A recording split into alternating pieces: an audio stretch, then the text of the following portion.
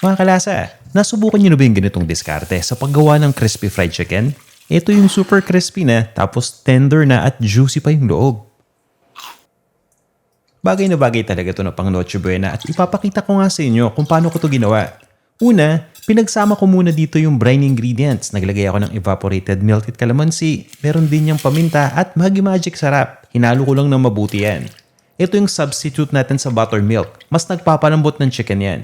Binababad ko lang yung manok dito ng minimum of 1 hour. Pero syempre, mas matagal, mas okay. Naglagay din pala ako ng beaten eggs. 2 pirasong itlog yan dun sa natirang evaporated milk mixture. Hinalo ko lang na mabuti at itinabi ko muna. At pinagsama-sama ko na yung mga breading ingredients. Ito ay all-purpose flour, cornstarch, baking powder, meron ding paprika yan, garlic powder at onion powder. Haluin nyo lang ng mabuti yan at i-dredge mo na nga yung chicken dito.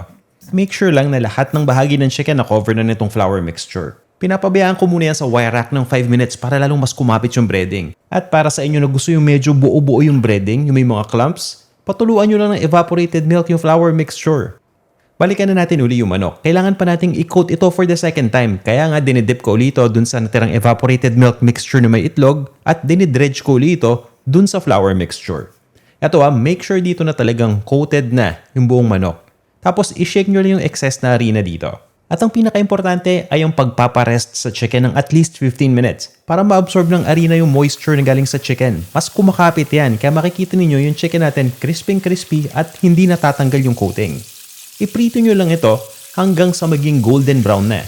Mga 7 to 8 minutes sa pagprito. Pero pwedeng lesser, depende yan kasi dun sa kapal ng chicken na gamit ninyo.